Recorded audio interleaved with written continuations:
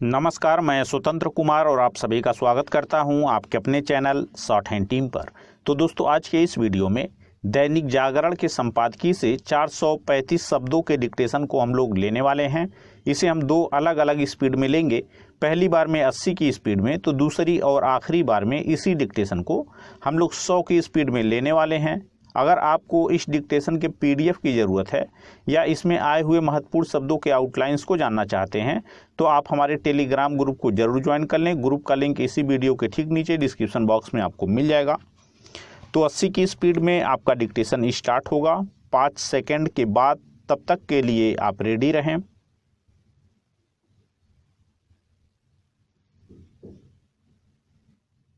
Start. Congress कार्य समिति की बैठक के पहले गांधी परिवार के समर्थकों ने जैसा माहौल बना दिया था, उससे यही लग रहा था कि यह पार्टी यूं ही चलेगी। हुआ भी ऐसा ही। सोनिया गांधी ने जैसे ही यह कहा कि यदि कार्य समिति को यह लगता है कि परिवार के लोगों के हटने से पार्टी मजबूत हो जाएगी तो वह ऐसा करने के लिए तैयार हैं, वैसे ही कुछ ऐसे स्वर गूंजे, अरे नहीं, बिल्कुल नहीं।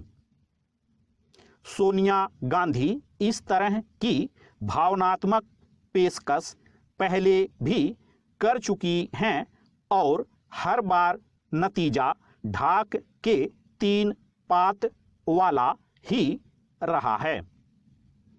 इस पर हैरानी नहीं कि कार्य समिति ने न केवल सोनिया के नेतृत्व में फिर से आस्था जताई, बल्कि कुछ नेताओं ने अपनी यह पुरानी मांग भी दोहरा दी कि राहुल गांधी को फिर से पार्टी अध्यक्ष बनाया जाए।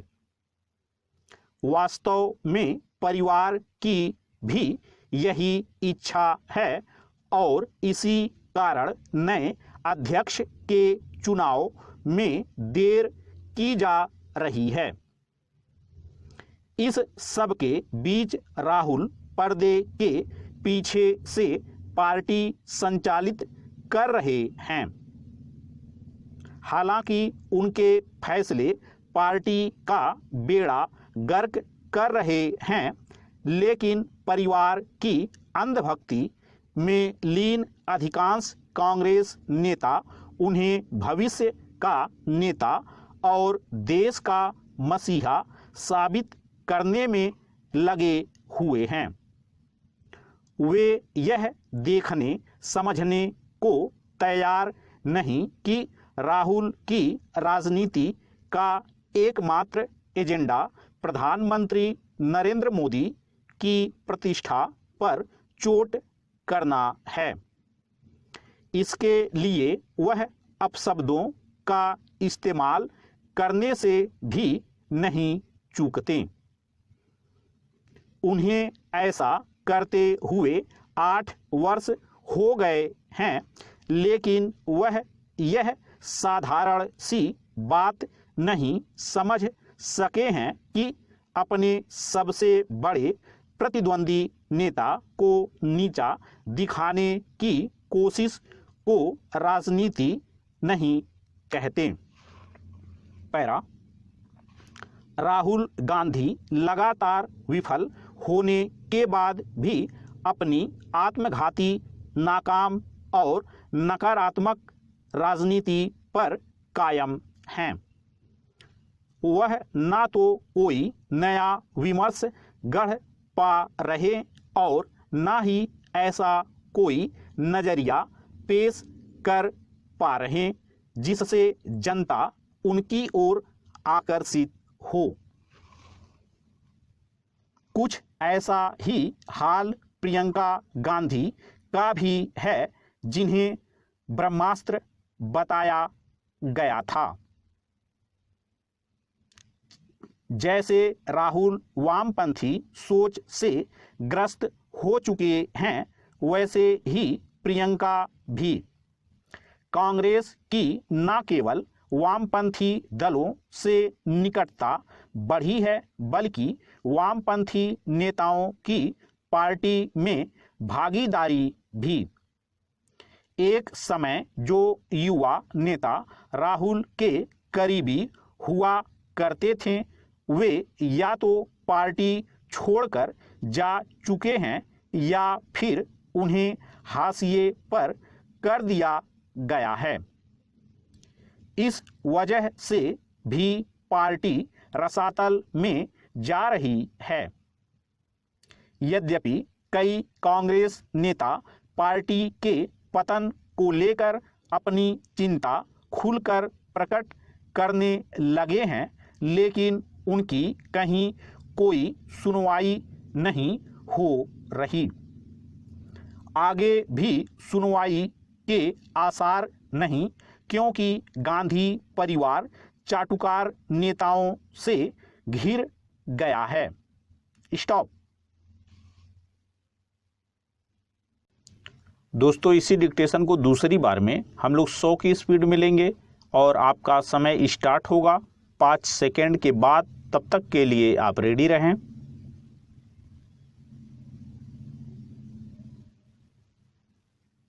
स्टार्ट। कांग्रेस कार्य समिति की बैठक के पहले गांधी परिवार के समर्थकों ने जैसा माहौल बना दिया था, उससे यही लग रहा था कि यह पार्टी यूं ही चलेगी। हुआ भी ऐसा ही। सोनिया गांधी ने जैसे ही यह कहा कि यदि कार्य समिति को यह लगता है कि परिवार के लोगों के हटने से पार्टी मजबूत हो जाएगी, तो वह ऐसा करने के लिए तैयार हैं, वैसे ही कुछ ऐसे स्वर गूंजे, अरे नहीं, बिल्कुल नहीं। सोनिया गांधी इस तरह की भावनात्मक पेशकश पहले भी कर चुकी हैं और हर बार नतीजा ढाक के 3 पात वाला ही रहा है।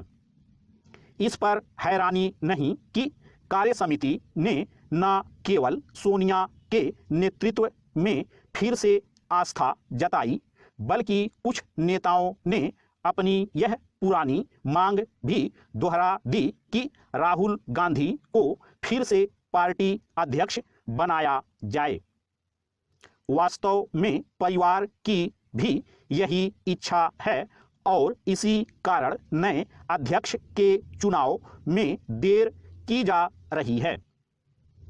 इस सब के बीच राहुल पर्दे के पीछे से पार्टी संचालित कर रहे हैं।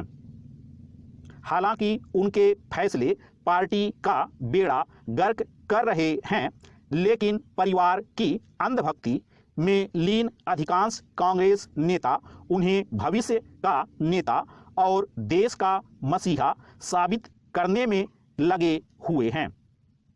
वे यह देखने समझने को तैयार नहीं कि राहुल की राजनीति का एकमात्र एजेंडा प्रधानमंत्री नरेंद्र मोदी की प्रतिष्ठा पर चोट करना है। इसके लिए वह अपशब्दों का इस्तेमाल करने से भी नहीं चूकते। उन्हें ऐसा करते हुए 8 वर्ष हो गए हैं, लेकिन वह यह साधारण सी बात नहीं समझ सके हैं कि अपने सबसे बड़े प्रतिद्वंदी नेता को नीचा दिखाने की कोशिश को राजनीति नहीं कहते। पैरा। राहुल गांधी लगातार विफल होने के बाद भी अपनी आत्मघाती, नाकाम और नकारात्मक राजनीति पर कायम हैं। वह ना तो कोई नया विमर्श गढ़ पा रहे और ना ही ऐसा कोई नजरिया पेश कर पा रहे जिससे जनता उनकी ओर आकर्षित हो। कुछ ऐसा ही हाल प्रियंका गांधी का भी है, जिन्हें ब्रह्मास्त्र बताया गया था। जैसे राहुल वामपंथी सोच से ग्रस्त हो चुके हैं, वैसे ही प्रियंका भी। कांग्रेस की न केवल वामपंथी दलों से निकटता बढ़ी है, बल्कि वामपंथी नेताओं की पार्टी में भागीदारी भी। एक समय जो युवा नेता राहुल के करीबी हुआ करते थे, वे या तो पार्टी छोड़कर जा चुके हैं या फिर उन्हें हाशिए पर कर दिया गया है। इस वजह से भी पार्टी रसातल में जा रही है। यद्यपि कई कांग्रेस नेता पार्टी के पतन को लेकर अपनी चिंता खुलकर प्रकट करने लगे हैं, लेकिन उनकी कहीं कोई सुनवाई नहीं हो रही। आगे भी सुनवाई के आसार नहीं, क्योंकि गांधी परिवार चाटुकार नेताओं से घिर गया है। स्टॉप।